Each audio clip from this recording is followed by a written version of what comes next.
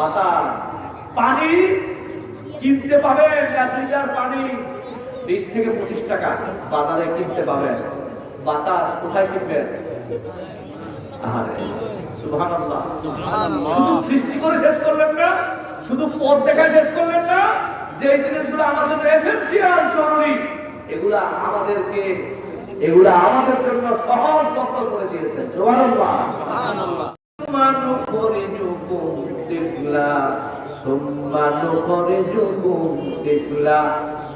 বাচ্চা শিশু আকারে তোমাকে আমি পৃথিবীতে নিয়ে এসেছি। আমাদেরকে মায়ের পেট থেকে পৃথিবীতে ছোট্ট শিশু আকারে কে নিয়ে এসেছেন? আল্লাহ। সবাই বলেন তাই, কে নিয়ে এসেছে?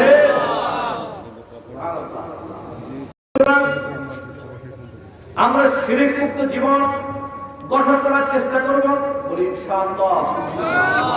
ইনশাআল্লাহ,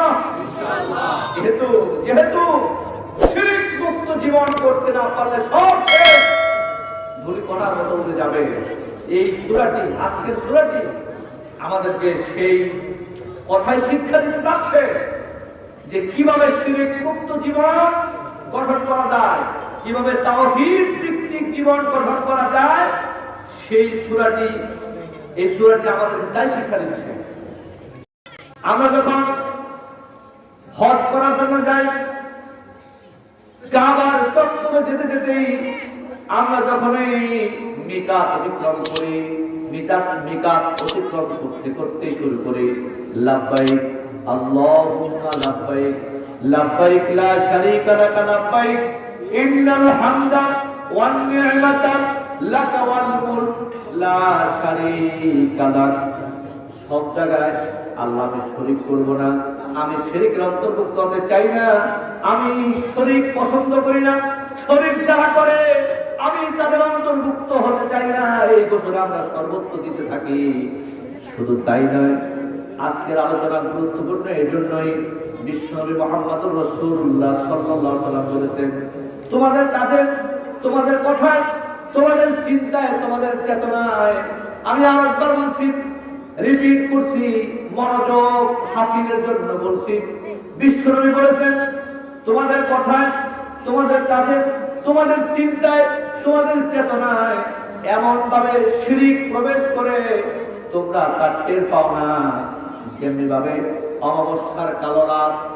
অমাবস্যার কালো রাতের ভিতরে এই কালো রাতের মাঝখানে একটা কালো পাথর, ওই কালো হবে।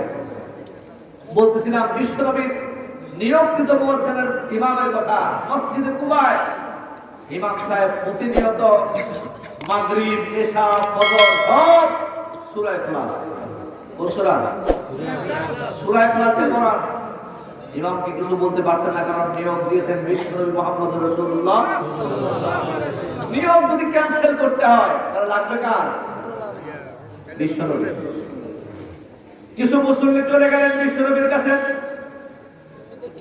বিশ্বনবীর কাছে গিয়ে বললেন, ইয়া রাসূলুল্লাহ, একজন ইমাম নিয়োগ দিলেন মসজিদে কুবায়, তিনি মাগরিব ইখলাস, ইশা ইখলাস, ফজর ইখলাস, উনি ইখলাস তারা কিচ্ছু পড়েন না। তার কারণটা কি? আরেকটা বর্ণনা এসে তিনি ইখলাস পড়ার পর আরো কিছু তেলাওয়াত যদি করতে থাকেন, আরো কিছু আয়াত পড়তে থাকেন। বিশ্বনবী মুহাম্মদ সাল্লাল্লাহু আলাইহি ওয়াসাল্লাম বললেন, ইমামকে ডাকো। ইমামকে ডাকা হলো। বিশ্বনবী প্রশ্ন করলেন, ইমাম সাহেব আপনি মাগরিবে ইখলাস, ইশায়ে ইখলাস, ফজরে ইখলাস, ঘটনা কি একটু করে বলেন।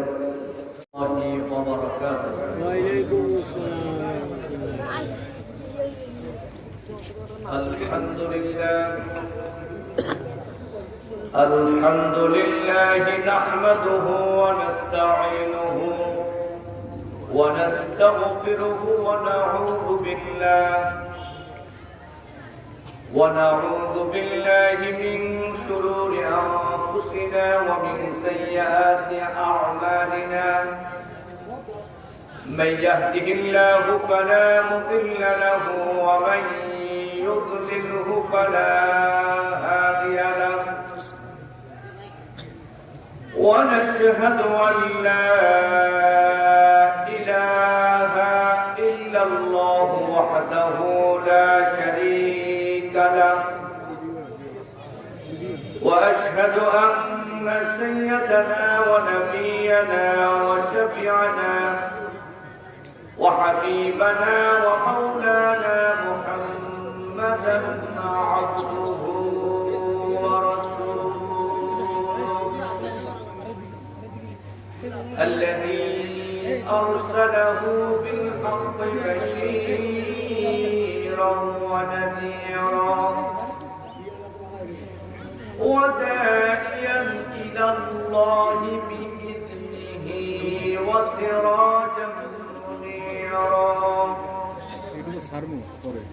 فقد قال الله تعالى في كلامه المجيد والفرقانه الحميد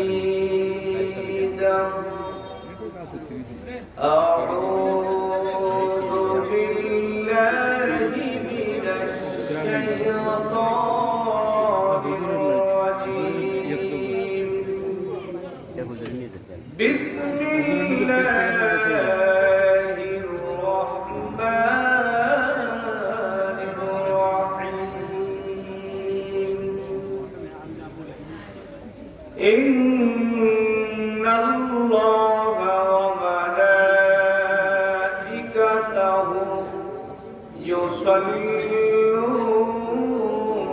على النبي يا أيها الذين آمنوا صلوا عليه وسلموا تسليما اللهم صل على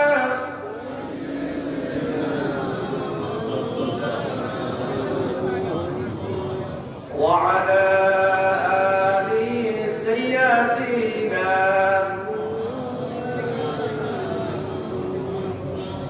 اللهم صل على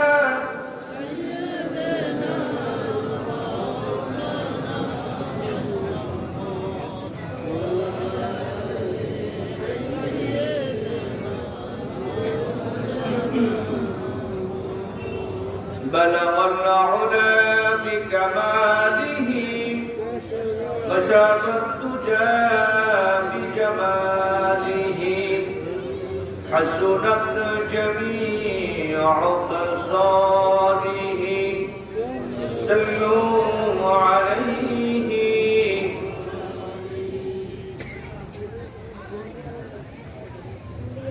खानपुर আলহামদুলিল্লাহ এখানে আমরা আসতে পেরেছি বসতে পেরেছি কোরআনের হাকিম থেকে কিছু কথা বলার এবং শোনার মতো সুযোগ যে আল্লাহ সুবহানাহু ওয়া তাআলা আমাদেরকে করে দিলেন সে আল্লাহ সুবহানাহু ওয়া তাআলা ঠিক আছে তো এটা শাহী মসনদে তার শিখানো ভাষায় তার মতো শুকর আদায় করতে চাই আমরা আমার সাথে যারা আছেন আপনারা কি আল্লাহ সুবহানাহু ওয়া তাআলার শুকরিয়া আদায় করতে চান? সবাই বলতে পারেন নাই চান কি না? এখানে আসার মতো সুযোগ যা আল্লাহ দান করলেন। এই অতট অঞ্চলে অসংখ্য মানুষ বিভিন্নভাবে অবস্থান করছে, কেউ ঘরে বাড়িতে গল্প গুজবে, বাজার ঘাটে, রাস্তায়, পথে প্রান্তরে, বিভিন্ন জায়গায় বিভিন্নভাবে সময় কাটিয়ে দিচ্ছে। আল্লাহ সুবহানাহু ওয়া তাআলা আমাদেরকে তাদের অন্তর্ভুক্ত না করে দ্বীনে মাজলিসে আসা সাইয়্যিদনা আলী কাররামাল্লাহু ওয়াজহাহু তিনি বলেছেন মাজালিসুল ইলম হিয়া রাওদাতুম মির রিয়াদিল জান্নাহ। যেখানে কোরআনের কথা বলা হয়, হাদিসে রাসূল থেকে কথা বলা হয়, সেই জলসা হচ্ছে রাওদাতুম মির রিয়াদিল জান্নাহ, জান্নাতের একটা টুকরার অংশ বিশেষ। সুবহানাল্লাহ।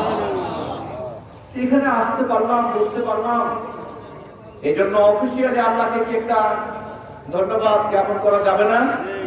বলি সবাই আলহামদুলিল্লাহ। যা শক্তি ছিল গায়ের ভিতরে সবটা শক্তি ব্যবহার করে বলেছেন বলে আমার মনে হয় না। এত মানুষ যদি সবটা শক্তি দিয়ে ব্যবহার করে বলতাম নির্বাচনের ক্যাম্পেইনের মতো, তাহলে আরো বেশি সাউন্ড হতো। যেহেতু জোরে বলতে বললে বলছেন না, এই জন্য এবার উল্টা কম ধরার জন্য বলবো নাকি। তাহলে আমরা আমাদের গায়ের যতটুকু শক্তি আছে সবটা শক্তি গলার কাছে এনে আল্লাহকে একটা ধন্যবাদ জানাই, আলহামদুলিল্লাহ। সকলে পড়ুন, রব্বানা লাকাল হামদ হামদান কাসীরান তাইয়্যিবান মুবারাকান ফীহি ইয়া রাব্বি লাকাল হামদু কামা ইয়ানবাগি লিজালালি ওয়াজহিকা ওয়া আযীমি সুলতানিকা। আমরা আল্লাহ সুবহানাহু ওয়া তাআলার শুকর আদায় করলাম। অনেক ফজল করেছেন, রহম করেছেন, করুণা করেছেন, আমাদেরকে মাহফিলে আসার তৌফিক দান করেছেন, আলহামদুলিল্লাহ। এখনো যারা আসতে পারে নাই, আমরা তাদের জন্য দিল খোলা করে দোয়া করছি, রব্বে কারীম তাদের দিলগুলোকে অতি সত্বর এই মাহফিলের দিকে মাইল করে দিন, বলি আমিন। রে ভাই সব তাফসীরুল কোরআন মাহফিল মাদ্রাসা কর্তৃক আয়োজিত, যুব সমাজ কর্তৃক আয়োজিত তাফসীরুল মাহফিল, খামোখা গল্পগুজব না করে কোরআন থেকে কথা বলাই হচ্ছে তার সবচেয়ে বড় দাবি। আমরা চেষ্টা করব বিমাশিয়াতিল্লাহ আল্লাহ যেন আমাদেরকে কোরআন থেকে কথা বলার তৌফিক দান করেন। সবাই গলা ছেড়ে দিয়ে আল্লাহর শিখানোর পদ্ধতিতে কোরআনের আলোচনা করতে গেলে পরে শয়তান আমাদেরকে খোসা দিয়ে এখান থেকে নিয়ে যেতে পারে।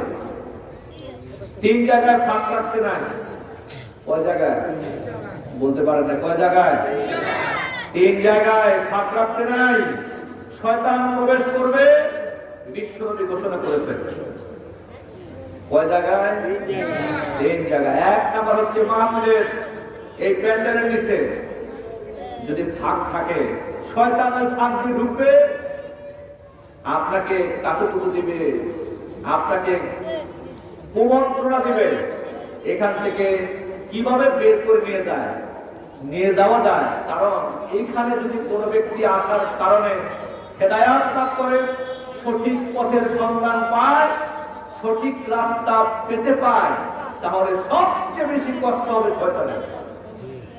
সবচেয়ে বেশি কষ্ট হবে কার? শয়তানের।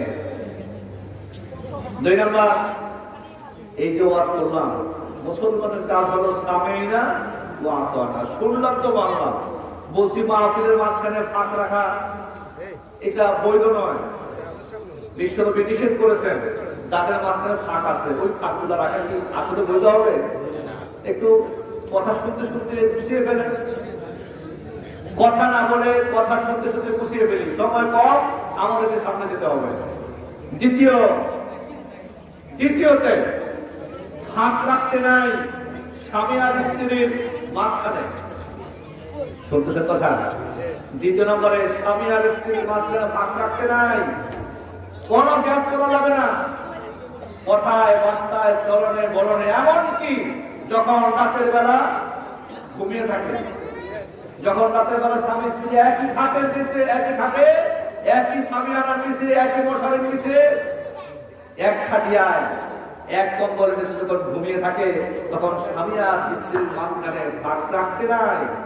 শয়তান ঢুকতে পারে, শয়তান ঢুকে স্বামীকে প্ররোচনা দিতে পারে।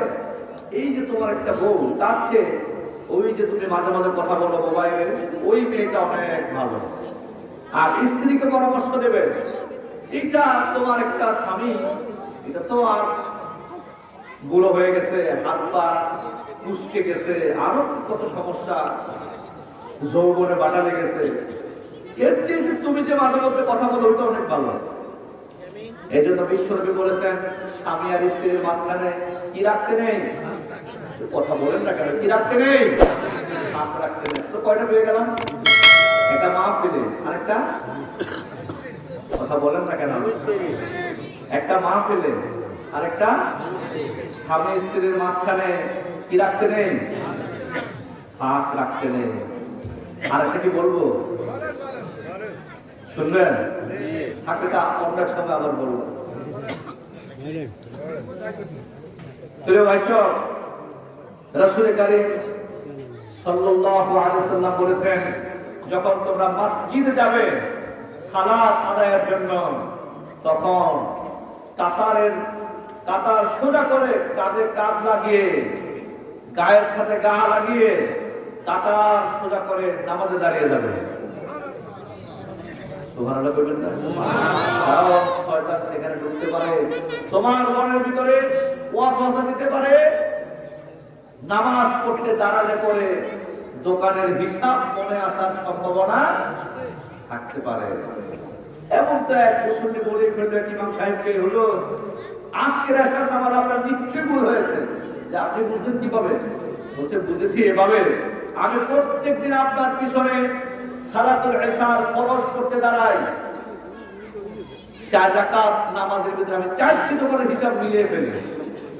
আজকে 3টি দোকানের হিসাব মিলাতে মিলাতে আপনি আসসালামু আলাইকুম ওয়া রাহমাতুল্লাহ সালাম মিলিয়ে ফেলছেন।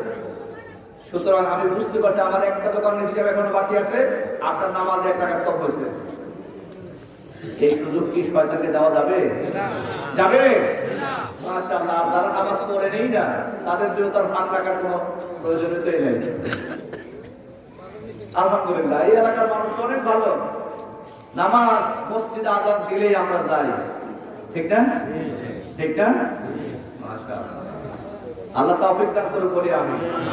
তাহলে 3 জায়গা আমরা ফাঁক রাখবো না। যারা আসতেছে তারা যেন আমাদের পিছনে বসে যায় এবং গায়ের সাথে গা লাগিয়েই বসে। আল্লাহ তৌফিক দান করুক আমি। সুতরাং শয়তান এখনো জীবিত আছে, আছে না? আছে না? না মারা গেছে? শয়তানের কবর আছে কোথাও? শয়তান আল্লাহর কাছে হায়াত চেয়ে নিয়েছিলেন। শয়তান আল্লাহর কাছে 3টি জিনিস চেয়ে নিয়েছিলেন। এক নম্বরে হায়াত, কিয়ামত পর্যন্ত হায়াত। 2 নম্বরে আল্লাহর কাছে চেয়ে নিয়েছিলেন তার ওয়ার্কারদের খাবার এর বন্দোবস্ত।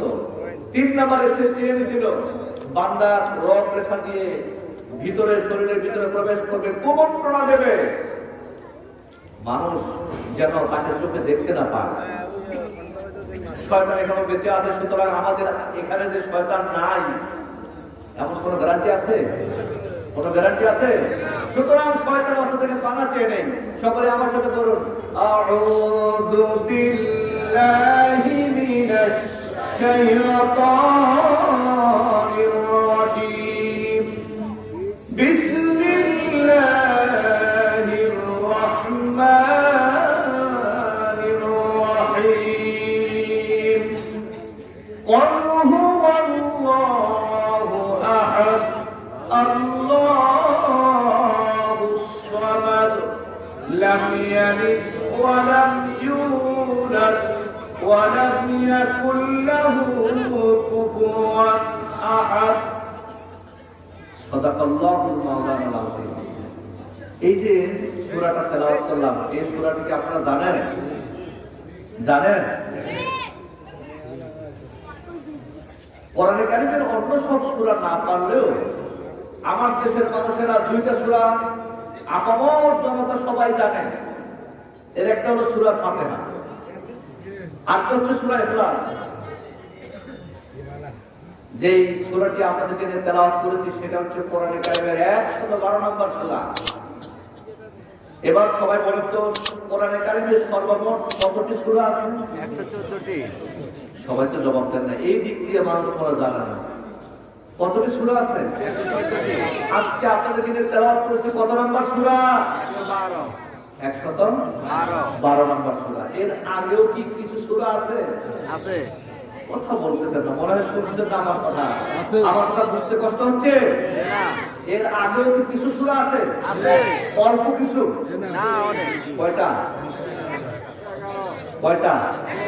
এই এখন কত রকমের মত? 112 নাম্বার যদি হয়ে থাকে তাহলে এর আগে আছে 111টা। মাশাআল্লাহ, একটু বুঝতেছেন।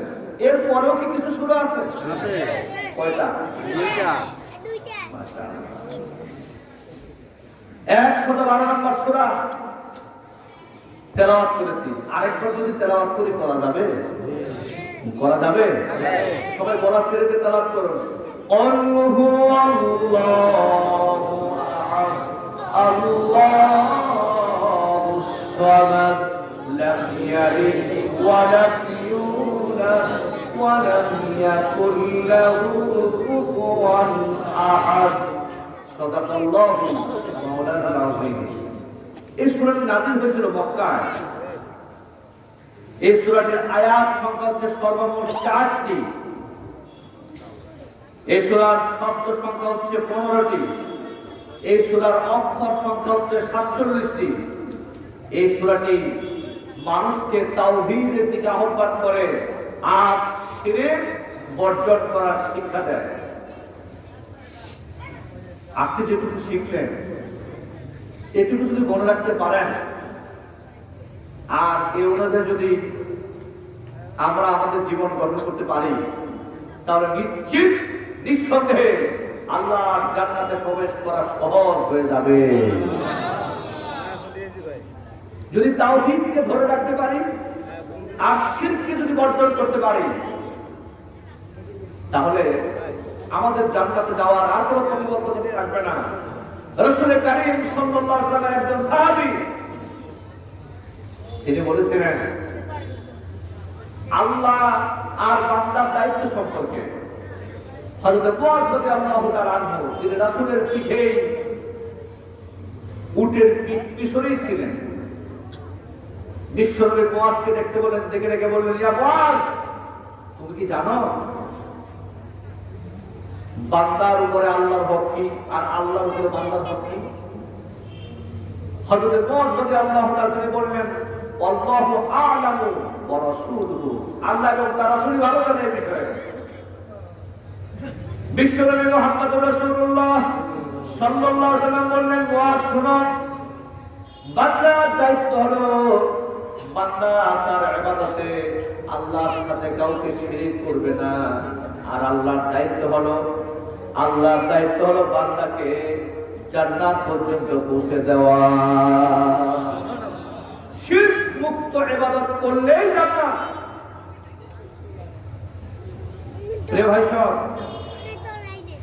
কোরআনে কারিমের যে আজ সূরাটি তেলাওয়াত করেছি ছোট্ট একটি সূরা। তাফসীর এর আলোচনা করতে গেলে প্রথমে যে সূরাটি আছে এই সূরার আয়াতের সারা নজুল জানতে হয়, সাবাবে নজুল, তারপর তার ফজিলত, তারপর তার ব্যাখ্যা। আমরা ব্যাখ্যা করব না ইনশাআল্লাহ। এই অনুযায়ী আমরা সামনের দিকে যাব। আল্লাহ সুবহানাহু ওয়া তাআলা এই সূরার ভিতরে আমাদেরকে তাওহীদ শিক্ষা দিচ্ছেন। কি শিক্ষা দিচ্ছেন? আমরা যেন শিরক থেকে বেঁচে থাকতে পারি এই শিক্ষা দিচ্ছেন। যেমন আমরা নামাজে যখন দাঁড়াই অনায়াসে নিজের মন থেকে আমরা এই দোয়া করতে শুরু করে দেই। আমাদের জাতির পিতা ইব্রাহিম আলাইহিস সালাম যেমনটা বলেছিলেন, ইন্নী ওয়াজ্জাহতু ওয়াজহিয়া লিল্লাযী ফাতারাস সামাওয়াতি ওয়াল আরদা হানিফা ওয়া মা আনা মিনাল মুশরিকিন। পারেন না সবাই? জি পারেন। বলেন সবাই, ইন্নী ওয়াজ্জাহতু ওয়াজহিয়া লিল্লাযী ফাতারাস সামাওয়াতি ওয়াল আরদা হানিফা ওয়া মা আনা মিনাল মুশরিকিন। এর অর্থ হলো আমি আমার চেহারাকে আল্লাহর দিকে মুতাওয়াজ্জু করে দিলাম। ইন্নী ওয়াজ্জাহতু ওয়াজহিয়া লিল্লাযী ফাতারাস সামাওয়াতি ওয়াল আরদ, যে আল্লাহ আসমানের মালিক, জমিনের মালিক, সমস্ত কিছুর মালিক। আর তোমরা যে বিষয় নিয়ে আল্লাহর সাথে শিরক স্থাপন করো আমি তার থেকে সম্পূর্ণ মুক্ত। আমি সব শিরক থেকে মুক্ত। বলেন, যায় নামাজে দাঁড়িয়ে নামাজ শুরু করার সময় এই কথা বলে মসজিদ থেকে বের হয়ে কি আমাদের আর শিরক আমরা করার মতো এরকম শোভা আমাদেরকে পায়? আমাদের জন্য কি এটা শোভনীয়? অবশ্যই নয়। ঠিক তেমনি ভাবে আমরা যখন হজ করার জন্য যাই, কাবার চত্বরে যেতে যেতেই আমরা যখনই মিকাত অতিক্রম করি, মিকাত অতিক্রম করতে করতে শুরু করি লাব্বাইক আল্লাহুম্মা লাব্বাইক লাব্বাইক লা শারীকা লাকা লাব্বাইক ইন্নাল হামদা ওয়ান নি'মাতা লাকা ওয়াল মুলক লা শারীকা লাক। সব জায়গায় আল্লাহকে শরীক করব না, আমি শিরকের অন্তর্ভুক্ত হতে চাই না, আমি শরীক পছন্দ করি না, শরীক যারা করে আমি তাদের অন্তর্ভুক্ত হতে চাই না, এই ঘোষণা আমরা সর্বত্র দিতে থাকি। শুধু তাই নয়, আজকের আলোচনা গুরুত্বপূর্ণ এজন্যই বিশ্বনবী মুহাম্মদুর রাসূলুল্লাহ সাল্লাল্লাহু আলাইহি ওয়াসাল্লাম বলেছেন, তোমাদের কাজে, তোমাদের কথায়, তোমাদের চিন্তায়, তোমাদের চেতনায়, আমি আরেকবার বলছি, রিপিট করছি, মনোযোগ হাসিলের জন্য বলছি, বিশ্বনবী বলেছেন, তোমাদের কথায়, তোমাদের কাজে, তোমাদের চিন্তায়, তোমাদের চেতনায় এমন ভাবে শিরক প্রবেশ করে তোমরা তা টের পাও না। যেমনি ভাবে অমাবস্যার কালো রাতের ভিতরে, এই কালো রাতের মাঝখানে একটা কালো পাথর, ওই কালো পাথরের ভিতরে, ওই কালো পাথর উপরে একটা কালো পিঁপড়া, একটা অমাবস্যার রাতের ভিতরে আছে একটা কালো পাথর, ওই কালো পাথর উপরে আছে একটা কালো পিঁপড়া। এটা যেমনি ভাবে খালি চোখে দেখা সম্ভব নয়, ঠিক তেমনি ভাবে তোমাদের কাজে, তোমাদের কথায়, তোমাদের চিন্তায়, তোমাদের চেতনায় শিরক এমন ভাবে প্রবেশ করে যা তোমরা টের পাও না। আর শিরক করলে পরে যা আমল করবা সব আমলকে আল্লাহ রাব্বুল আলামিন ধুলি করার মতো উড়াইয়া দেবে, সব শেষ হয়ে যাবে। নামাজ, রোজা, হজ, যাকাত কোনটাই কাজ লাগবে না। কোথায় পেলাম? কোরআন বলছে, ওয়া কাতিমনা ইলা মা আমালু মিন আমালিন ফাজাল্লাহু হাবাআম মানসুরা। কিয়ামতের দিন আল্লাহ যখন তার বান্দার আমল নামার দিকে নজর দিবেন, আল্লাহ তার বান্দার আমল নামার দিকে তাকাবেন, সেই সময় যদি তার আমলগুলা আর বিদআত মিশ্রিত পান, তাহলে আমলগুলা তৈরি করার মতো উড়াইয়া দেবে, কিচ্ছু হবে না। এই নামাজ, এই রোজা, হজ, যাকাত এই সব দিয়ে কিচ্ছু হবে না। বলেন তো, আমরা যা নামাজ পড়লাম, যা সিয়াম সাধনা করলাম, যা তাসবিহ পড়লাম, যা তাহলিল করলাম, এই সবটা যদি আল্লাহ গ্রহণ না করেন, গ্রেন্টেড না করেন, বলেন তো আল্লাহর বিরুদ্ধে কি কোনো কিছু করার সুযোগ আছে? সুযোগ আছে? হযরত আবু বকর সিদ্দিক রাদিয়াল্লাহু তাআলা আনহু, আবু বকর সিদ্দিক রাদিয়াল্লাহু তাআলা আনহু, তিনি একটা দোকানে বসা, তিনি ব্যবসায়ী ছিলেন, কাপড়ের ব্যবসায়ী।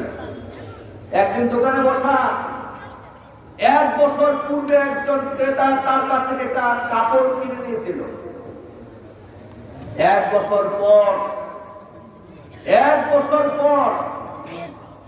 তিনি, ওই ক্রেতা তিনি আবু বকর সিদ্দিক রাদিয়াল্লাহু তাআলা আনহুর সামনে আসলেন আর বললেন, আবু বকর, এই কাপড়টা আমার চয়েস হয় নাই, তুমি এটা কাপড়টা ফেরত দাও, আমার টাকাটা রিটার্ন করো। কথা শুনতেছে সবাই? কাপড়টা তুমি ফেরত দাও, আমার টাকা রিটার্ন দাও। আবু বকর সিদ্দিক রাদিয়াল্লাহু তাআলা আনহু ক্রেতার থেকে তার কাপড়টা নিয়ে তাকে টাকাটা রিটার্ন দিলেন। বসে বসে খুব চিন্তামগ্ন।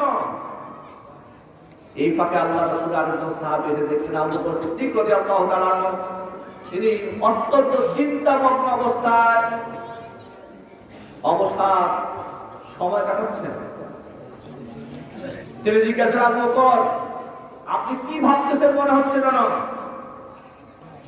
হযরত আবু বকর সিদ্দিক রাদিয়াল্লাহু তাআলা আনহু কোরআনে কারিমের সূরা তাওবা 110 নম্বর আয়াতটা ওই সাহাবীকে তেলাওয়াত করে শোনাচ্ছেন, ইন্নাল্লাহা আশতারা মিনাল মুমিনিনা আনফুসাহুম ওয়া আমওয়ালাহুম বিআন্না লাহুমুল জান্নাহ। আমি আমার মুমিন বান্দার জান আর মাল কিনে নিয়েছি, খরিদ করে নিয়েছি, বিনিময়ে তাকে জান্নাত দিয়েছি। কি করেছি? আমি আমার বান্দার জান আর মাল কিনে নিয়েছি, বিনিময়ে তাকে জান্নাত দিয়েছি। সাহাবী জিজ্ঞাসা করলেন, আবু বকর, এই আয়াতের ভিতরে আপনি অবসাদ পাওয়ার কি বিষয় দেখতে পেলেন? এই আয়াতের কি ব্যাখ্যা আপনি করলেন? আবু বকর সিদ্দিক রাদিয়াল্লাহু তাআলা বললেন, ও আল্লাহর রাসূলের সাহাবী, আল্লাহ রাব্বুল আলামিন আয়াতে বলতে চাচ্ছেন, আল্লাহর আমাদের মাঝে বিনিময় হবে, আমরা আমাদের জান আর মাল আল্লাহকে দেব, আর আল্লাহ তার জান্নাত আমাদেরকে দেবে। আমরা এই পৃথিবীতে আমরা জানও দিলাম, মালও দিলাম, সব দিলাম, জান দিলাম, মাল দিলাম, সব দিলাম, বিনিময়ে আল্লাহ আমাদেরকে জান্নাত দেবেন। যেদিন হিসাব হবে, হিসাবের কাজ করায় আমি যখন আমার জান আর মাল আল্লাহকে দিয়েছি তা দেখাবো, সেই সময় আল্লাহ যদি আমার আজকে কাপড় ক্রেতা যেমন ফেরত দিয়ে গেল, ওই রকম আল্লাহ যদি আমার জান আর আমার মাল যদি আমাকে, আমি আবু বকরকে ফেরত দেয়, আবু বকর তুমি জান আর মাল তুমি আমাকে যা দিয়ে আসছো এটা আমার কাছে গ্রহণযোগ্য হয় নাই, এটা আমার কাছে ভালো লাগে নাই, আমার পছন্দ হয় নাই, সুতরাং রিটার্ন করতে চাই। আমাকে যদি আবার রিটার্ন দিয়ে দেন, তাহলে আমি আবু বকরের হাসরের মাঠে আমার কি অবস্থা হয়ে দাঁড়াবে। সুতরাং আমরা শিরক মুক্ত জীবন গঠন করার চেষ্টা করব, বলি ইনশাআল্লাহ। ইনশাআল্লাহ। যেহেতু শিরক মুক্ত জীবন করতে না পারলে সব শেষ, ধুলি কণার মতো উড়ে যাবে। এই সূরাটি, আজকের সূরাটি আমাদেরকে সেই কথাই শিক্ষা দিতে চাচ্ছে যে কিভাবে শিরক মুক্ত জীবন গঠন করা যায়, কিভাবে তাওহীদ ভিত্তিক জীবন গঠন করা যায়, সেই সূরাটি, এই সূরাটি আমাদের তাই শিক্ষা দিচ্ছে। শান নজুল আলোচনা করে আমরা সামনে দিকে যাবো ইনশাআল্লাহ। এই সূরাটির দুইটি শান নজুল পাওয়া যায়। প্রথম নাম্বারে রাসূল কারীম সাল্লাল্লাহু আলাইহি ওয়াসাল্লাম এর সামনে এসে মক্কার কিছু ইহুদি আলেম, শুনতেছেন কথা? মক্কার কিছু ইহুদি আলেম তারা এসে বলল, মুহাম্মদ সাল্লাল্লাহু আলাইহি ওয়াসাল্লাম বলেন, সাল্লাল্লাহু আলাইহি ওয়াসাল্লাম। ইমাম শাফি রাহমাতুল্লাহ আলাইহি বলেছেন, যতবার বিশ্বনবীর নাম উচ্চারণ হবে ততবার সাল্লাল্লাহু আলাইহি ওয়াসাল্লাম বলা হচ্ছে ওয়াজিব। ইমাম আবু হানিফা বলেছেন, একবার এক উদ্দেশ্যে বললেও হবে, তাহলে বলার ভিতরে আমাদের লোকসান তো নাই। রাসূলের প্রতি আমরা দুরূদ প্রেরণ করলাম, বলেন আবার সাল্লাল্লাহু আলাইহি ওয়াসাল্লাম। মুহাম্মদ সাল্লাল্লাহু আলাইহি ওয়াসাল্লামের সামনে ইহুদি আলেমরা আসলো, এসে বলল, হে মুহাম্মদ সাল্লাল্লাহু আলাইহি ওয়াসাল্লাম, আপনি যে রবের দাওয়াত দিচ্ছেন, এই রব কিসের তৈরি? আমাদের কিছু দেবতা আছে, রব আছে, কোনটা মাটির তৈরি, কোনটা পাথরের তৈরি, আর আমাদের ঘরে যা আসবাবপত্র আছে সব কাঠের তৈরি। আপনার রব কিসের তৈরি? রূপের না স্বর্ণের? এই ঘটনাটি এসেছে মালিমুত তানজিল, তাফসীর ইবনে মালিমুত তানজিল, ইমাম বাগাবী রাহমাতুল্লাহ আলাইহি তিনি তার গ্রন্থে এই ঘটনাটি এনেছেন। আরো অন্যান্য গ্রন্থে এই ঘটনাটি এসেছে। রাসূল কারীম সাল্লাল্লাহু আলাইহি ওয়াসাল্লাম তাকে যখন জিজ্ঞাসা করলো, আমরা যে খোদার ইবাদত করি, যাকে আমরা আল্লাহ মানি, তারা তো মাটির তৈরি আর পাথরের তৈরি। হে মুহাম্মদ সাল্লাল্লাহু আলাইহি ওয়াসাল্লাম, তোমার আল্লাহ তুমি যার দাওয়াত দাও সে কিসের তৈরি? বিশ্বনবী মুহাম্মদ সাল্লাল্লাহু আলাইহি ওয়াসাল্লাম ইহুদি আলেমদের প্রশ্ন শুনে কিছুটা চুপ থাকলেন। ইবনে বছরে আল্লাহ সুবহানাহু ওয়া তাআলা জিবরাইল আলাইহিস সালামকে প্রেরণ করলেন। জিবরাইল এসে বিশ্বনবীর কাছে ওহী নাযিল করতে শুরু করলেন। হে নবী, আপনি ইহুদি আলেমদেরকে শোনায় দেন, কুল হুয়াল্লাহু আহাদ আল্লাহুস সামাদ লাম ইয়ালিদ ওয়া লাম ইউলাদ ওয়া লাম ইয়াকুল লাহু কুফুওয়ান আহাদ। আবার করেন, কুল হুয়াল্লাহু আহাদ আল্লাহুস সামাদ লাম ইয়ালিদ ওয়া লাম ইউলাদ ওয়া লাম ইয়াকুল লাহু কুফুওয়ান আহাদ। এই ইহুদি আলেমরা আরো কিছু দাবি করলো। ইহুদি আলেমরা আল্লাহর পরিচয় পাওয়ার সাথে সাথে আল্লাহর নসবনামা দাবি করলো। তারা বলল, আমাদের বংশ পরস্পরের নসবনামা রয়েছে, অমুকের ছেলে অমুক, অমুকের পিতা অমুক, অমুকের দাদা অমুক, নসবনামা। হে মুহাম্মদ, আপনারা আল্লাহর নসবনামা বলেন।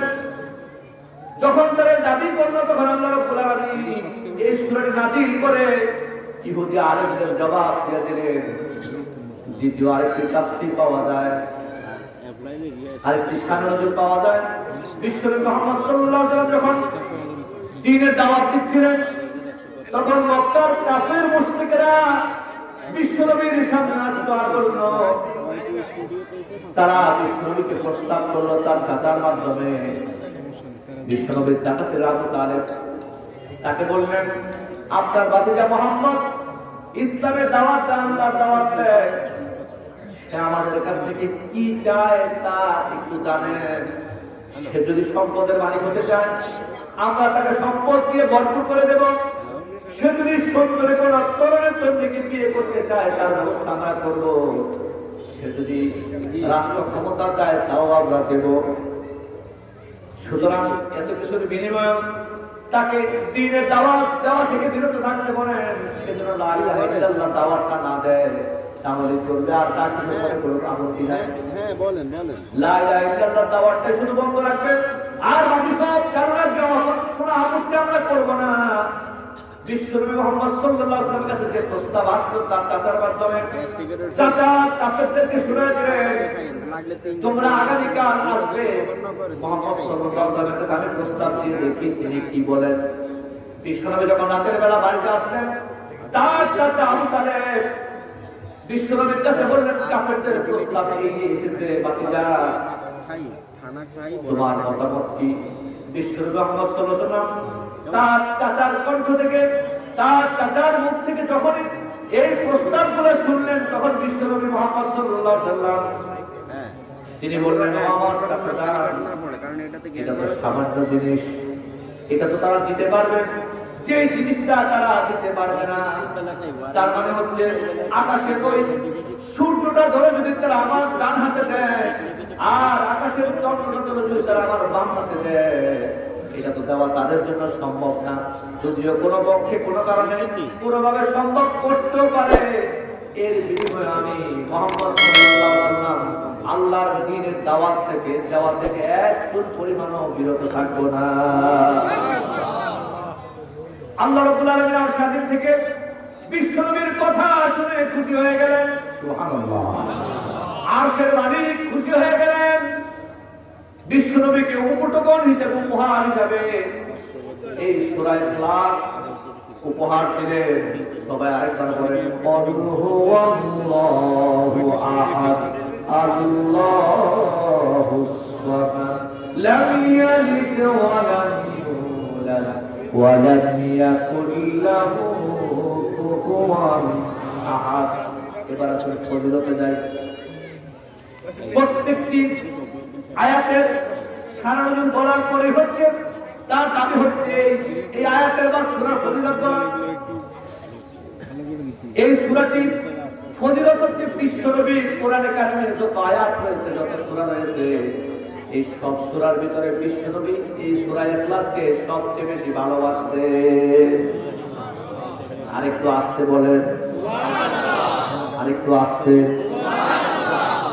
বললে সাউন্ড বাড়ে। কোরআনে কারিমে 114টি সূরা, 6666 আয়াত কম বেশি মতান্তর সহকারে যত আয়াত আল্লাহ রাব্বুল আলামিন নাযিল করলেন দীর্ঘ 6 বছরে, যত সূরা নাযিল করলেন, এই সূরার ভিতরে সবচেয়ে বেশি ভালোবাসেন বিশ্বনবী মুহাম্মদ সাল্লাল্লাহু আলাইহি ওয়াসাল্লাম। এই সূরাটিকে সুবহানাল্লাহ,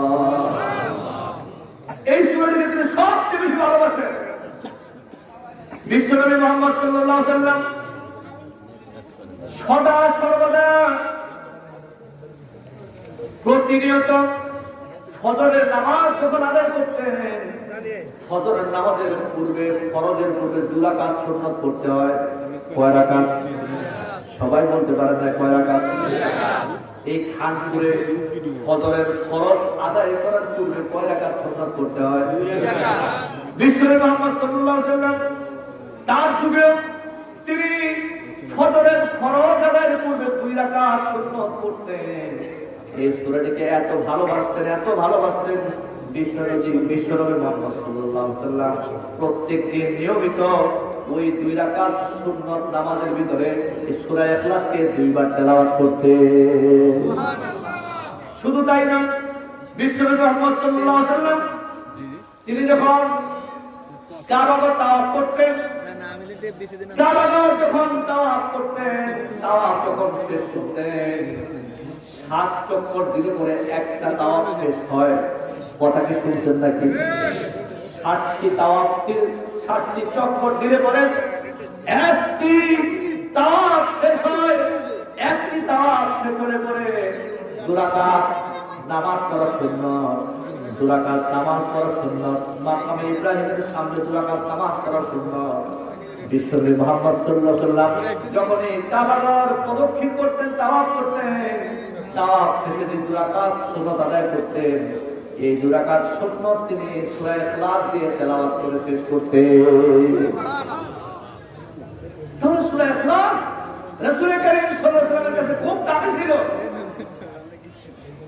শুধু তাই না, বিশ্বনবী মুহাম্মদুর রাসূলুল্লাহ সাল্লাল্লাহু আলাইহি ওয়াসাল্লাম তিনি যখন সালাতুল ইশা আদায় করতেন, সালাতুল ইশা আদায় করার পর বেতের নামাজ যখন পড়তেন, বেতের নামাজ আমাদের চন্দ্রগুণ এখানে আছে, তো বেতের নামাজ আছে, বেতের নামাজ যখন আদায় করতেন, বেতের নামাজের শেষ রাকাতে বিশ্বনবী মুহাম্মদ সাল্লাল্লাহু আলাইহি ওয়াসাল্লাম সূরা ইখলাস তেলাওয়াত করে বেতের নামাজ 3 রাকাত পূর্ণ করতেন। তাও রাসূল যেহেতু ভালোবাসতেন, আমরা আরেকটা বার তেলাওয়াত করি, কুল হুয়াল্লাহু আহাদ। গলা ছেড়ে দিয়ে বলেন, আল্লাহুস সামাদ লাম ইয়ালিদ ওয়া লাম ইউলাদ ওয়া লাম ইয়াকুল লাহু কুফুয়ান আহাদ। বিশ্বনবী মুহাম্মদ সাল্লাল্লাহু আলাইহি ওয়াসাল্লাম তিনি এত বেশি সূরা ইখলাসকে ভালোবাসতেন, তিনি বলেছেন সুলুসুল কোরআন। সূরা ইখলাসকে তিনি সুলুসুল কোরআন বলেছেন, কোরআনের 1/3 বলেছেন। যদি কোনো ব্যক্তি একবার সূরা ইখলাস তেলাওয়াত করে, আল্লাহ রাব্বুল আলামিন তার আমলনামায় 10 পারা তেলাওয়াতের সমান সওয়াব দান করবে। কেউ যদি 2 বার তেলাওয়াত করে 20 পারা তেলাওয়াতের সমান সওয়াব দান করবে। কেউ যদি 3 বার তেলাওয়াত করে, তাহলে আল্লাহ রাব্বুল আলামিন তার আমলনামায় 30 পারা কোরআনে কারীম তেলাওয়াতের সওয়াব দান করবে। এতক্ষণ পর্যন্ত যারা তেলাওয়াত করেছেন, এইবার বলেন তো এতক্ষণ যা তেলাওয়াত করলাম লাভ হয়েছে না লস হয়েছে?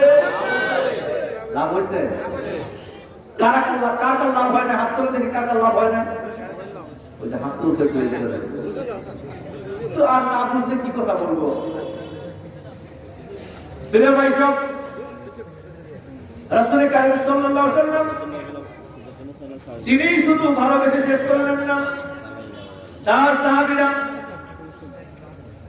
তারাও এই সূরা ইখলাসকে বেশি ভালোবাসতেন। বিশ্বনবী মুহাম্মদ সাল্লাল্লাহু আলাইহি ওয়াসাল্লাম মক্কা থেকে হিজরত করে যখন মদিনায় যাচ্ছিলেন, তখন কুবা মসজিদ কোথাও নির্মাণ করেছিলেন। এই কুবা মসজিদ মদিনার অনতি দূরে খুব কাছেই যে কুবা মসজিদে বিশ্বনবী প্রথম সালাত আদায় করেছিলেন জুমার সালাত,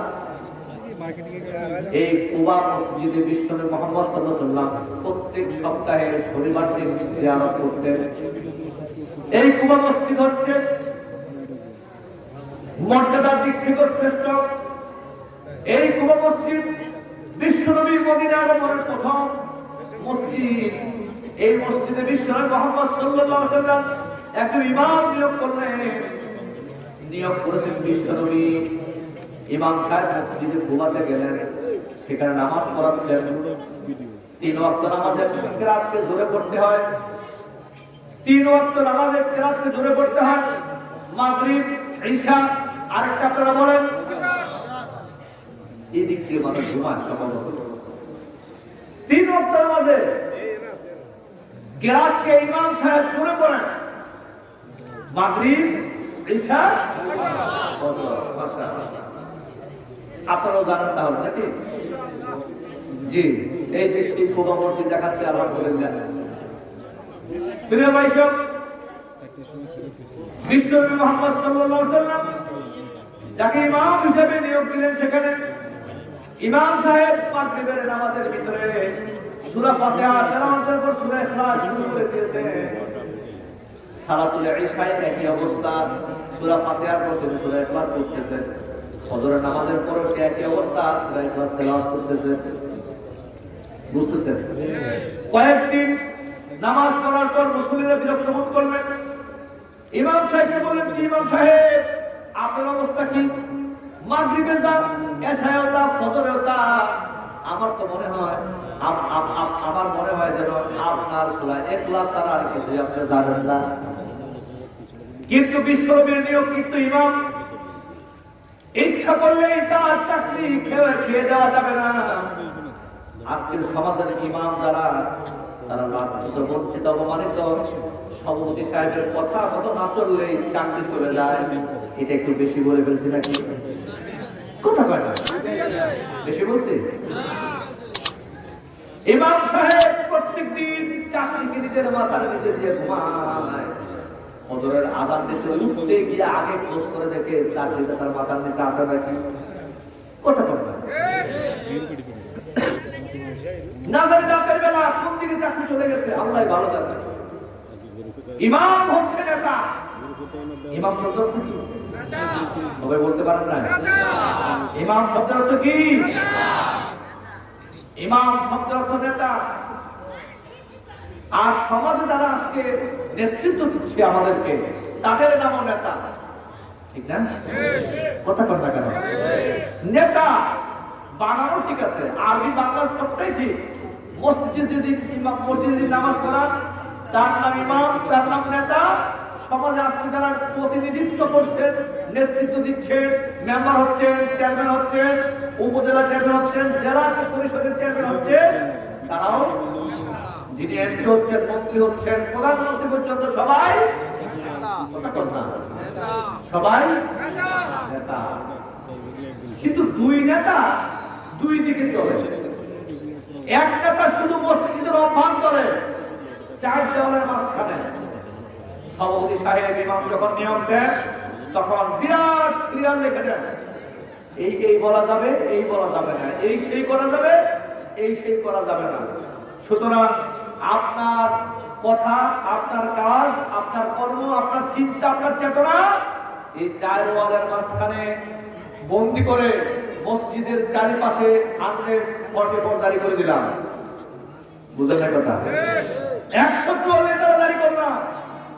এর ব্যর্থায় করবে গভীর ত্রুটি দেখবেন যে আপনার চাকরি আর। প্রিয় ভাই সব, আমি কারো বিপক্ষে বলছি না। যিনি এত হলো মসজিদের নামাজের ইমাম, নেতা, তিনি নামাজ পড়াতে জানেন, রাষ্ট্র চালাতে জানেন না, একটা সালিশ করবেন তাও জানেন না। আমার দেশের অধিকাংশ মসজিদ, সব মসজিদে না, অধিকাংশ মসজিদের ইমাম এমনটা হন, তেলাওয়াত সহি আছে, বিবি পর্দায় থাকে, সামান্য আয় রোজগার করেন, মাথায় একটা ঘুমটা দিয়ে সামনের দিকে হাঁটতে থাকেন। যত ঘুমটা বড় দেন, ওই ইমাম সাহেবকে মনে করা হয় উনি সবচেয়ে বড় আবেদ, ঠিক না?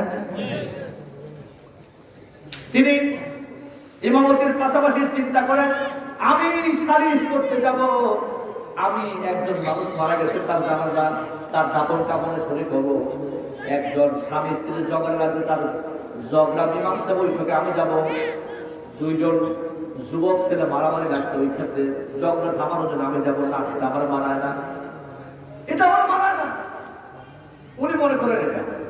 আর সমাজে ইমামতি যারা করেন ওনারা মাশাআল্লাহ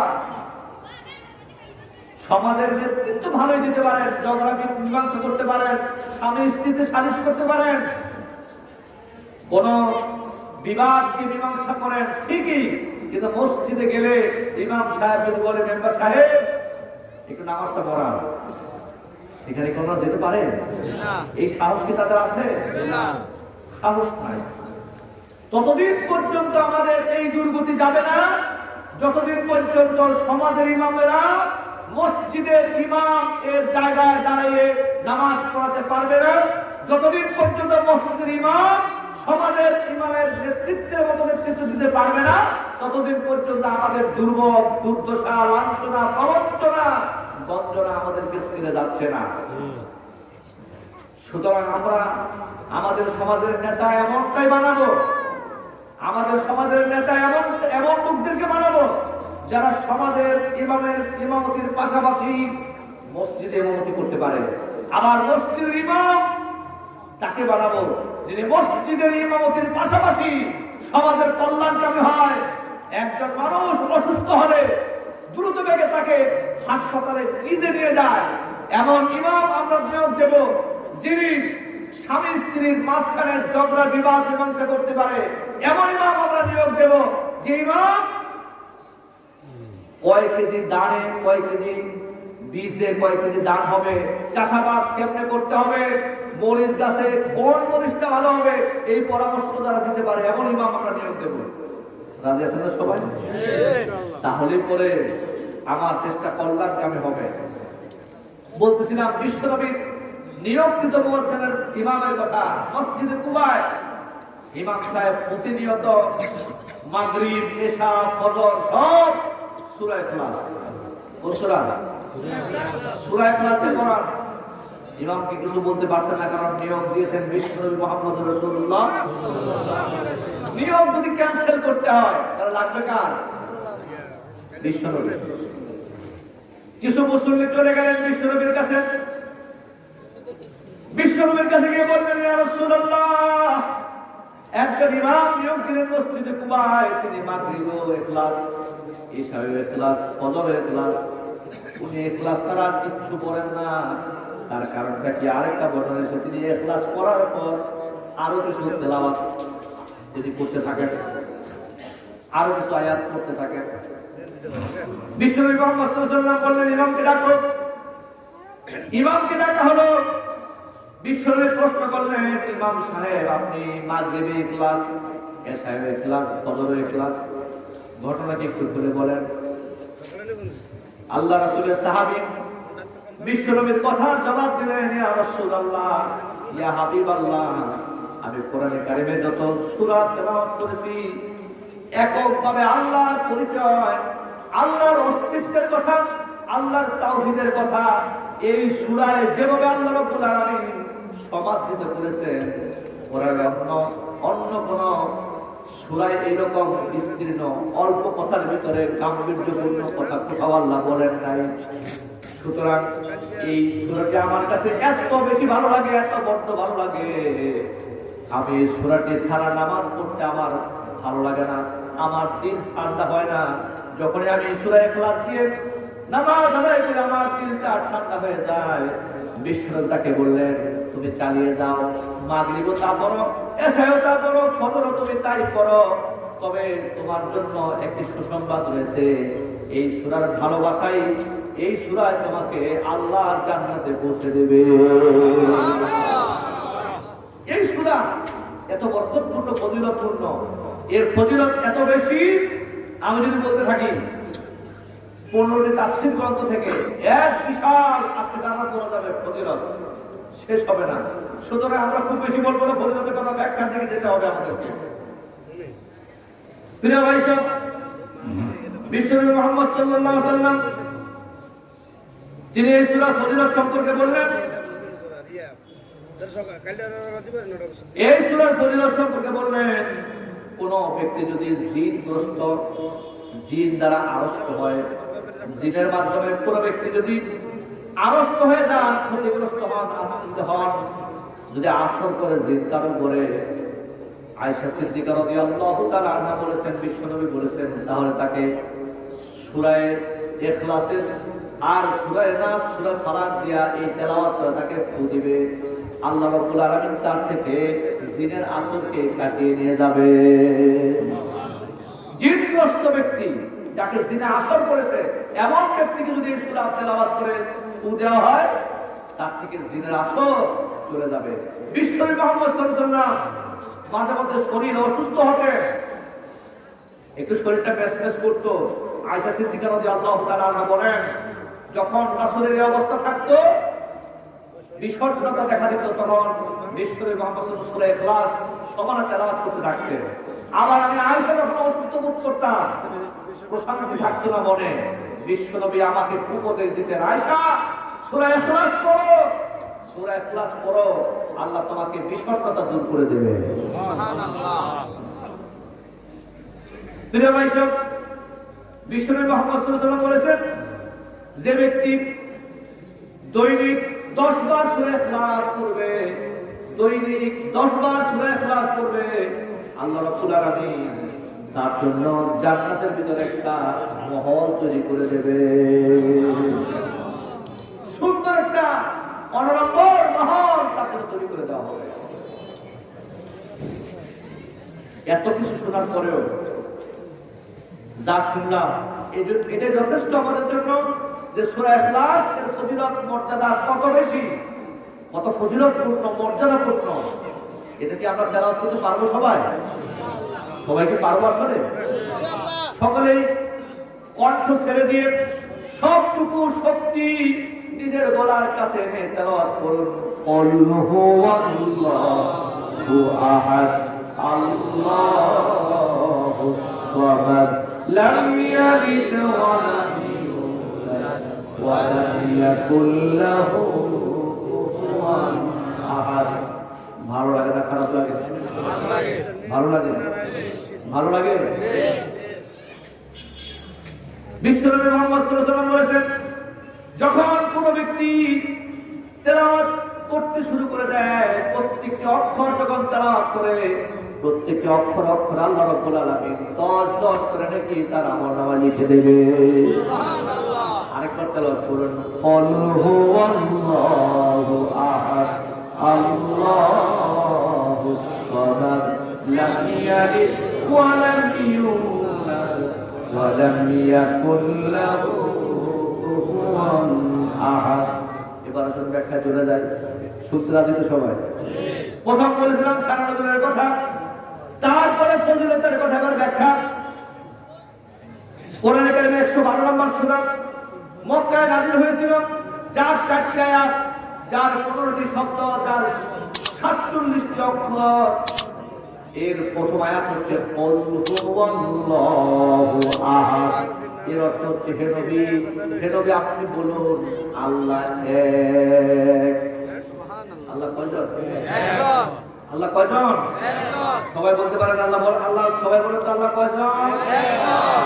কুল হুয়াল্লাহু আহাদ, আল্লাহ এক এবং একক। হে নবী আপনি বলেন আল্লাহ এক এবং কোরআনে কারিমে। আচ্ছা, আল্লাহ যে এক, এটা কি আমরা আজকে মাত্র শুনেছি না আরো আগে জানি? সবাই বলেন না কিন্তু। যারা জবাব দেন নাই তাদের মনে সন্দেহ থাকতে পারে, আল্লাহ থাকতেও তো পারে।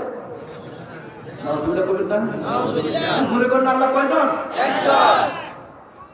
আপনাদেরকে পড়ানোর জন্য আমার উস্তাদ উনি আসতেছেন, আলহামদুলিল্লাহ। আপনাদেরকে পড়াতে পারবেন। আপনারা যেভাবে আজকে মুখ বন্ধ করে রাখতেছেন, কথা বলতে চাচ্ছেন না, আল্লাহ ভালো জানে কি দশাটা করবেন আজকে আপনাদেরকে। কথা বলতে হবে, কথাটা বলে বুঝবো কি বলেন। আল্লাহ যে একজন, এটাকে আজকে শুনেছেন না আগে শুনেছেন? আগে শুনেছি। কোরআনে কারিমে আল্লাহ রাব্বুল আলামিন তিনি যে এক এবং একক, এই কথা অসংখ্যবার বলেছেন, বিভিন্ন জায়গায় বিভিন্ন আঙ্গিকে বিভিন্ন ভাবে বলেছেন। তিনি ওয়াহেদ বলেছেন কোথাও কোথাও, একমাত্র এই সূরাটিতে তিনি নিজের পরিচয় দিলেন আহাদ বলে। কি বলে দিয়েছেন সবাই বলেন? আহাদ। এমন একটি শব্দ আল্লাহ চয়েস করলেন, এমন একটি শব্দকে আল্লাহ চয়ন করলেন, যেই শব্দটির দ্বিবচন নাই, যে শব্দটির স্ত্রীলিঙ্গ নাই, যে শব্দটির এদিক ওদিক কিছুই করা যায় না। আহাদ আহাদ আহাদ আহাদেই শুধু থাকে। সবাই বলেন আল্লাহু আল্লাহু আহাদ। আল্লাহ কয়জন? একজন। ওয়াহিদ বললেন না আল্লাহ রাব্বুল আলামিন এখানে? ইচ্ছে করলে ওয়াহিদ বলতে পারতেন। ওয়াহিদ যদি বলেন আরবি গ্রামাটিক্যাল অনুযায়ী ওয়াহিদের পরে ইসনান, তারপরে সালাস, তারপরে আরবা, খামসা, সিত্তা, সাবা, সামানিয়া অনেক হতে পারে। ঠিক তেমনি ভাবে যদি ওয়াহিদ না বলে, এখানে আহাদ শব্দ না বলে ওয়াহিদ বলতেন, তাহলে তার অন্যরকম ভিন্ন ব্যাখ্যা চলে আসতো। আল্লাহ রাব্বুল আলামিন আহাদ বলে এখানে বুঝাইতে চাইলেন এমন একটি শব্দ তিনি চয়ন করলেন যার স্ত্রীলিঙ্গ নাই। আহাদের স্ত্রীলিঙ্গ হয় না। এই পৃথিবীতে অসংখ্য জাতির মানুষ আল্লাহকে আল্লাহ না বলে অন্য অনেক নামে ডাকে। গড বলে, ভগবান বলে, ভগবতী বলে, যা কিছু বলে, প্রত্যেকটি শব্দেরই দ্বিবচন রয়েছে, স্ত্রীলিঙ্গ রয়েছে। ঠিক কিনা? যদি কেউ ভগবান বলে তাহলে ভগবানের স্ত্রীলিঙ্গ রয়েছে ভগবতী। কি আছে? কথা কয় না? কি আছে? ভগবতী আছে। যদি কেউ গড বলে তার স্ত্রীলিঙ্গ রয়েছে গণেশ। যদি কেউ উপর আল্লাহ বলে এর বিপরীত দিকে নিচের আল্লাহ থাকতেও পারে, বুঝলেন কথা? কিন্তু আল্লাহ এমন একটি শব্দ আল্লাহ নিজের পরিচয় এমন ভাবে দিলেন, আপনি বলেন আল্লাহু আল্লাহ, আল্লাহু আল্লাহ। তিনি হচ্ছেন আল্লাহ। তিনি কে? আল্লাহ। আল্লাহর নামটা দিতে পারবেন সবাই? সবাই আল্লাহর নামটা দিতে পারবেন? বলেন তো জোরে আল্লাহ। আরেকটু জোরে বলেন আল্লাহ। একটু মহব্বত করে বলেন আল্লাহ। শান্তি লাগে না? শান্তি লাগে না? কেমন একটি নাম আল্লাহ। আর এর চেয়ে মজার নাম আর নাই। এবার বলেন আমাদেরকে সৃষ্টি করেছেন কে? আল্লাহ। অর্ধেক জবাব খুঁজে পাবেন। কে সৃষ্টি করেছেন? আল্লাহ। আমাদেরকে সৃষ্টি করেছেন কে? আল্লাহ। এই আকাশ সৃষ্টি করেছেন কে? আল্লাহ। জমিন সৃষ্টি করেছেন কে? আল্লাহ। আমাদেরকে খাবার দেন, রিজিক দেন কে? আল্লাহ। তাহলে আমরা কারা? আমাদের কি আছে? কিছুই নাই। আমাদের কিছু আছে না। অনেক নাস্তিক আপনি দেখতে পাবেন, তারা বলে আল্লাহ রিজিক কিভাবে দেয়? আমি যদি ধার না করি তাহলে আমি খেতে পারবো না। এক বছর যদি আমি ধানের বীজ না বুনি, ধানটা যদি না হয়, ফসল আসবে না, আমি খেতে পারবো না। আল্লাহ কিছু খাওয়াই দেবো। তাকে পাল্টা প্রশ্ন শোনায় দিবেন, বেটা তুমি যে ধানটা রোপণ করো, যেই ধানটা তুমি রোপণ করে ধানটা তুমি কোথায় পেলে? এই ধানটাকে তোমার বাপ না তোমার দাদায় তৈরি করেছে। কে তৈরি করেছে? আল্লাহ। সবাই বলেন না কে তৈরি করেছে? আল্লাহ। তিনি ধানটাকে তৈরি করেছেন। পাট তৈরি করেছেন আল্লাহ। তৈরি করেন নাই, তৈরি করেই শেষ করেন নাই। আদম আলাইহিস সালাম, হযরত আদম আলাইহিস সালাম তিনি যখন জান্নাত থেকে বের হয়ে আসছিলেন, তখন তিনি কৃষি, বরজ, যা কিছু বীজ দরকার সব বীজ তিনি জান্নাত থেকে নিয়ে দুনিয়ায় এসেছে। সব ধরনের বীজ নিয়ে এসেছেন। আচ্ছা বলুন তো, এই পৃথিবীর সর্বপ্রথম কৃষক কে ছিলেন? আদম আলাইহিস সালাম। আদম আলাইহিস সালাম। মাশাআল্লাহ, আপনারা তো জানেন দেখি। কে ছিলেন? আদম আলাইহিস সালাম। আদম আলাইহিস সালাম। হযরত আদম আলাইহিস সালাম আমাদের আদি পিতা। তিনি ছিলেন কৃষক সর্বপ্রথম। তাহলে আমরা কৃষকের বাচ্চা কৃষক নাকি? জি। এই কথা কয় না। জি। আমরা কি কৃষকের বাচ্চা কৃষক? এই কথা বলার ভিতরে আমাদের কি সম্মানের কোনো কমতি আছে? না। প্রিয় ভাই সব, আসমান সৃষ্টি করেন আল্লাহ, জমিন সৃষ্টি করলেন আল্লাহ, নদী সৃষ্টি করলেন আল্লাহ, বাগান বাগানের আল্লাহ। এই আকাশে প্রকাণ্ড সূর্যটা যেটা আমাদেরকে সন্ধ্যা আগ পর্যন্ত আলো দিল, এই সূর্যটা কে বানালেন? কে বানিয়েছেন? এবার সব শেষ বলছি, আমাদেরকে কে বানিয়েছে? শুধু বানিয়ে শেষ করলেন না, প্রত্যেকটি জিনিসের পথ চলার মাধ্যম তিনি শিক্ষা দিয়ে দিয়েছেন। সুবহানাল্লাহ। কে কিভাবে চলবে, কোন পথে চলবে, এটা শিক্ষা দিয়েছেন কে? আল্লাহ। সুবহানাল্লাহ, সুবহানাল্লাহ। আল্লাহ রাব্বুল আলামিন বলেন, "লাশ-শামসু ইয়ানবাগি লাহা তুদরিকাল কমারা ওয়ালাল-লাইলু সাবিকুন-নাহার ওয়া কুল্লুন ফী ফালাকিন ইয়াসবাহুন।" প্রবল জ্ঞানী হইবে যাহারা, আপন মনেতে বুঝিবে তাহারা, রাত্রি পারের আগে যাইবার, দিনের স্থান করে অধিকার। চন্দ্র বাজানা সূর্যের গায়েতে, সূর্য বাজানা চন্দ্রের গায়েতে, যার যার স্থান বহালে রাখিয়া ভ্রমণ করেছে আল্লাহকে ধরিয়া। কেউ কারোর সাথে পাচ্ছে না, কেউ কারোর চলার পথে বাধা সৃষ্টি করছে না, সব তারা আপন আপন কক্ষপথে চলছে। এই ঘূর্ণায়মান অবস্থার সৃষ্টিটা করে দিলেন কে?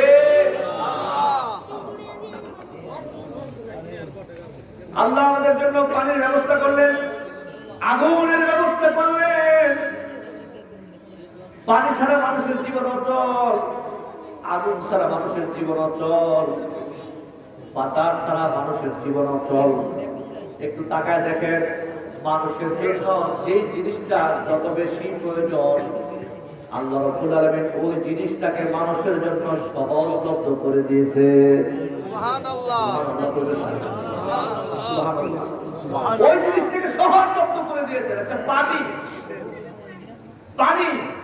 মানুষ 1 ঘন্টা 2 ঘন্টা না খেলে কি মানুষ মরে যাবে? কথা কর না, মরে যাবে না, মরে যাবে না। কারণ এই বিষয়ে আমরা নিশ্চিত, রমজান মাস যখন আসে আমরা নিজেরাই অন্তত 14 ঘন্টা একটানা পানি পান না করেও বেঁচে থাকি, ঠিক কিনা? এর চেয়ে আরো গুরুত্বপূর্ণ হচ্ছে বাতাস। কি বাতাস? বলেন, পানির দাম বেশি না বাতাসের দাম বেশি? প্রয়োজনের দিক থেকে পানির গুরুত্ব বেশি না বাতাসের গুরুত্ব বেশি? পানি তো আপনি 14 ঘন্টা না খেলেও মরবেন না, কিন্তু যে বাতাস, যে অক্সিজেন আমি টানছি, এটা মোটামুটি 6 ঘন্টা না থাকলেও তো আমরা বেঁচে থাকবো না। বেঁচে থাকবো না। তাহলে গুরুত্ব কোনটা বেশি? বাতাস। পানি কিনতে পাবেন 1 লিটার পানি 20 থেকে 25 টাকা বাজারে কিনতে পাবেন। বাতাস কোথায় কিনবেন? আহারে, সুবহানাল্লাহ। শুধু সৃষ্টি করে শেষ করলেন না, শুধু পথ দেখায় শেষ করলেন না, যে জিনিসগুলো আমাদের এসেনশিয়াল জরুরি, এগুলা আমাদের জন্য সহজ করে দিয়েছেন। সুবহানাল্লাহ। যে আল্লাহ এত চিন্তা করলেন, সে আল্লাহকে একটা সেজদা দেওয়া যায় না? সে আল্লাহর জন্য কি একটু কিছু করা যায় না? তবে এটা ঠিক, আল্লাহ আমাদের থেকে দাবি করেন না। এর পরে আছে সে কথা, আমরা আল্লাহকে দিলেও যা, না দিলেও তা। আল্লাহ আমাদের কাছ থেকে সাহায্য চান না, এমনকি আমরা সাহায্য আল্লাহকে চাইলেও করতে পারবো, কিন্তু আমরা প্রতিনিয়ত আল্লাহর কাছ থেকে সাহায্য চাওয়া ব্যতীত আমাদের কোনো উপায় নাই। পরায়াতে আসছে সে কথা। প্রিয় ভাই সব, আল্লাহ রাব্বুল আলামিন পৃথিবীর সবকিছু সৃষ্টি করলেন, সব শেষে তিনি বলতে চাইলেন, ওয়া ফি আনফুসিকুম আফালা তুবসিরুন। বান্দা সব দিক থেকে মুখ ফিরায়া এবার তুই তোর নিজের দিকে তাকা। আমি আল্লাহই তো তোমাকে সৃষ্টি করেছি। আমাদের সৃষ্টি করেছেন কে? আল্লাহ। দেখুন তাকে কেমনে সৃষ্টি করলেন। আমরা ছিলাম এই পৃথিবীর অদৃশ্য, আমরা ছিলাম এই পৃথিবীতে অপরিচিত, আমাদের পরিচয় ছিল না, আমাদের নাম ছিল না। আজকে এই মাহফিলের সভাপতি সাহেব, আজকে এই মাহফিলের প্রধান মুফাসসির ইসমাইল সাহেব, আজকের এই পৃথিবীর বড় বড় নামধারী লোকেরা, আজকের বর্তমান ক্ষমতাশীল সরকারের প্রধানমন্ত্রী হাসিনা, শেখ হাসিনা, বিরোধী নেত্রী শেখ খালেদা জিয়া থেকে যারাই আছেন, তাদের কাউকে কেউ চিনত না। স্বাধীনতার স্থপতি বঙ্গবন্ধু, তারা কোনো পরিচয় ছিল না, নাম ছিল না, দাম ছিল না। আল্লাহ রাব্বুল আলামিন বলেন, ইন্না খলাকনাকুম মিন তুরাবিন সুম্মা মিন নুতফাতিন সুম্মা মিন আলাকাতিন সুম্মা মিন মুদগা ফাকাসাওনাল ইযামা লাহমা। আমি তোমাকে কিভাবে সৃষ্টি করেছি তুমি শোনো। হাল আতা আলাল ইনসানি হিনুম মিনাদ দাহরি লাম ইয়াকুন শাইআন মাযকুরা। ও বান্দা, তুমি পৃথিবীতে উল্লেখযোগ্য কোনো বস্তু ছিল না, তোমাকে কেউ চিনত না, নাম ছিল না, দাম ছিল না, তোমার কোনো মর্যাদা ছিল না। আজকে তুমি প্রধানমন্ত্রী, আজকে তুমি কোন প্রতিষ্ঠানের প্রিন্সিপাল, আজকে তুমি কোন প্রতিষ্ঠানের প্রধান, আজকে তুমি এই সেই তুমি মন্ত্রী। কিন্তু এমন একটা সময় তোমার ছিল, এই পৃথিবীর কেউ তোমাকে চিনত না। আমি আল্লাহ রাব্বুল আলামিন তোমাকে দয়া করে, মেহেরবানি করে বিনা অস্তিত্ব থেকে অস্তিত্বে নিয়ে এসেছি। আমাদের বিনা অস্তিত্ব থেকে অস্তিত্বে কে এনেছেন? সবাই বলতে পারেন না, কে এনেছেন? কিভাবে তিনি অস্তিত্ব আনলেন? আল্লাহ রাব্বুল আলামিন বলেন, ইন্না খলাকনাকুম মিন তুরাবিন সুম্মা মিন নুতফা। তোমরা ছিলা, তোমাকে আমি সৃষ্টি করেছি মাটি থেকে, তারপরে সেখান থেকে এই বীর্য, ওই বীর্য থেকে কিছুকাল পরে একটা রক্তপিণ্ড, ওই রক্তপিণ্ডকে একটা গোস্তের টুকরা, ওই গোস্তের টুকরাটাকে কিছুদিন পর হাড্ডি গুড্ডি কিছু দিয়ে গোছায়া সাজায়া ফাকাসাওনাল ইযামা লাহমা, এক ওই গোস্তের টুকরা দিয়া স্ট্রাকচারের উপরে হাড্ডি গুড্ডির উপরে সুন্দর করে সাজিয়ে দিয়েছি। তার কিছুকাল পরে সুম্মা নুখরিজুকুম তিফলা, সুম্মা নুখরিজুকুম তিফলা, ছোট্ট একটি বাচ্চা শিশু আকারে তোমাকে আমি পৃথিবীতে নিয়ে এসেছি। আমাদেরকে মায়ের পেট থেকে পৃথিবীতে ছোট্ট শিশু আকারে কে নিয়ে এসেছে? আল্লাহ। সবাই বলেন না, কে নিয়ে এসেছে? সুতরাং এখানে আল্লাহর একত্ববাদের ঘোষণা। এই কাজগুলা করার ভিতরে আল্লাহর সমকক্ষ কেউ নাই। কেউ ইচ্ছা করলেই কাউকে সৃষ্টি করতে পারে না। কিছু যদি সৃষ্টি করতে চান তাহলে কে সৃষ্টি করতে পারে? সবাই বলেন, কে পারেন? আল্লাহ। তাকে কেউ সৃষ্টি করে না, কিন্তু তিনি যা চান তা সৃষ্টি করতে পারে। কেউ তাকে শোনায় না। তিনি যদি চান, তিনি যদি চান কাউকে শোনাতে, তাহলে শোনাতে পারেন। তিনি অস্তিত্ব দিতে চাইলে অস্তিত্ব দিতে পারেন। তিনি যদি কাউকে মেরে ফেলতে চান, ধ্বংস করে দিতে চান, তাহলে তিনি করতে পারেন। তিনি হচ্ছেন কে? কুল হুয়াল্লাহু আহাদ, কুল হুয়াল্লাহু আহাদ। তিনি কে? আল্লাহ। সবাই বলতে হবে, তিনি কে? আল্লাহ। প্রিয় ভাই সব, আল্লাহ রাব্বুল আলামিন আমাকে আপনাকে সৃষ্টি করার পর মায়ের পেটের ভিতরে আপনার আমার যখন রূহ এসে গেল, আমি আপনি যখন মায়ের পেটের ভিতরে 6টা মাস পূর্ণ হয়ে গেল, রূহ যখন এসে গেল, খাদ্যের প্রয়োজন হয়ে গেল, পৃথিবীর কোনো ডাক্তার চিন্তা করে নাই বাচ্চারা যে মায়ের পেটের ভিতরে 6 মাস হয়ে গেল, রূহ এসে গেল, খাবে কি? চিন্তা করে নাই কেউ। পৃথিবীর কোনো বিজ্ঞান চিন্তা করে নাই। আপনার আমার মালিক যে আল্লাহ একজন, তিনি চিন্তা করেছেন আরশে আজিমে বসে থেকে তিনি মায়ের পেটের ভিতরে আমার আপনার জন্য খাদ্যের বন্দোবস্ত করে দিয়েছে। মায়ের মাসিক ওষুধ বন্ধ করে দিয়া মায়ের নবীর সাথে আর আপনার আমার নবীর সাথে একটা পাইপ লাইন দিয়ে দিয়েছে। ওই পাইপ লাইন দিয়া মায়ের মাসিক ওষুধের রক্ত বন্ধ করে দিয়া রক্ত পাস করে দিয়া আপনার আমার শরীরকে মায়ের পেটের ভিতরে বড় করতে শুরু করেছে। সুবহানাল্লাহ। শুধু তাই না, আপনি আমি পৃথিবীতে আসার পর আমি আপনি পৃথিবীতে আসার পর যদি এই পৃথিবীর পরিবেশন যুক্ত খাবারগুলো খেতে শুরু করে দেই, এই পৃথিবীর পরিবেশন যুক্ত খাবারগুলো খেতে শুরু করে দেই, তাহলে আমরা অসুস্থ হয়ে যেতে পারি। আপনার আবার কচি হার্ট, আপনার আবার কচি লাংস, আপনার আবার কচি কিডনি, আপনি আমি মাত্র একদিনের বাচ্চা। এই মুহূর্তে পরিবেশনযুক্ত সব খাবার যদি আমি আপনি খাই, আমার হাড় আপনার হাড়, আমার কিডনি আপনার কিডনি মুহূর্তের ভিতরে ড্যামেজ হয়ে যেতে পারে। এই চিন্তা করে আল্লাহ রাব্বুল আলামিন পৃথিবীর কোন খাদ্য খাবার গ্রহণ না করায়া মায়ের বুক থেকে আপনার আমার জন্য খাদ্যকে গরম করে রিজার্ভ করে রেখে দিয়েছে। মায়ের পেটে যতদিন ছিলাম একটা মাত্র পাইপ লাইন দিয়ে খাদ্য ছিল। পৃথিবীতে আসার পর সেই পাইপ লাইনটা ঠাকুরা কেটে দেওয়া হলো। একটা কাটলে কি হবে? আল্লাহ এত দয়াশীল, দয়াময়, তিনি আপনার আমার জন্য মায়ের বুক থেকে দুইটা ডাবল লাইন চালু করে দিয়েছে। সে আল্লাহর সাথে নাফরমানি কি করা চলে? নাফরমানি করা চলে? কিন্তু আল্লাহর সাথে এত কিছুর পরেও, জানার পরেও, শোনার পরেও আল্লাহ নাই এমন কোন কথা আমাদের বাংলাদেশে কেউ বলে না। বলে না? আসলে এরকম নাস্তিক, সর্বসিদ্ধ নাস্তিক, যে বলে আল্লাহ বলতে কিচ্ছু নাই, সে বলে আল্লাহ বলতে কিচ্ছু নাই। There is no God. পৃথিবী ছিল, আছে, এমনি হয়েছে, আবার কিছুদিন পরে এমনি ধ্বংস হয়ে যাবে।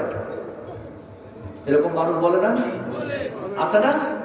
নাস্তিক যারা, তারা আল্লাহকে চিনে না, কিন্তু যারা আস্তিক তারা নিজের বাড়ির ছাগল, নিজের বাড়ির বিড়াল এর দিকে তাকালেও এর ভিতরে কাকে খুঁজে পায়? কাকে খুঁজে পায়? দ্বিতীয় আয়াতে যাচ্ছি, আল্লাহুস সামাদ, আল্লাহুস সামাদ, তিনি কারো মুখাপেক্ষী নন, যিনি কারো মুখাপেক্ষী নন। এই পৃথিবীতে যত প্রাণী আছে, যত মানুষ আছে, সব কিছু কারো মুখাপেক্ষী, কিন্তু আল্লাহ কারো মুখাপেক্ষী নন। আল্লাহ কারো থেকে সাহায্য না নিলে চলবে, আল্লাহ কারো কাছ থেকে প্রশংসা না নিলেও চলবে, আল্লাহকে কেউ যদি ধন্যবাদ দিতে না চায় তাও আল্লাহ চলবে। কথা কি বুঝেন নাকি? আল্লাহ কারো সাহায্য সহযোগিতার প্রয়োজন হয় না, বরং আমাদের যখন সাহায্যের প্রয়োজন হয় তখন আমরা কার কাছে চাইব? কার কাছে? তৃতীয় আয়াতে চলে যাচ্ছি, লাম ইয়ালিদ ওয়া লাম ইউলাদ, আল্লাহর পরিচয় হচ্ছে এমন, তাকে কেউ জন্ম দেয় নাই, তিনিও কাউকে জন্ম দেন নাই। লাম ইয়ালিদ ওয়া লাম ইউলাদ, তাকে কেউ জন্ম দেয় না, তিনিও কাউকে জন্ম দেন নাই। ইহুদিরা, খ্রিস্টানেরা আল্লাহ ছেলে বানিয়েছে, মেয়ে বানিয়েছে, ফেরেশতাদেরকে আল্লাহর কর্তা পর্যন্ত বানিয়ে ছাড়ছে।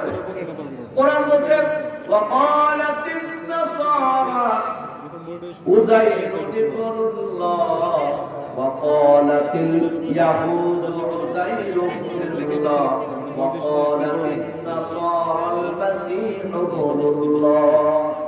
ইহুদিরা বলে উযাইর হচ্ছে আল্লাহর বেটা, আর নাসারা বলে ঈসা হচ্ছে আল্লাহর বেটা, আর যত ফেরেশতা আছে সব আল্লাহর কর্তা। এবার আল্লাহ রাব্বুল আলামিন শুনাচ্ছেন, তোমরা সব ছেলেগুলা তোমার ভাগে রাখলা, আর কন্যাগুলো আমাদের দিয়ে দিলা, সেটা কেমন অসমবন্টন করলা।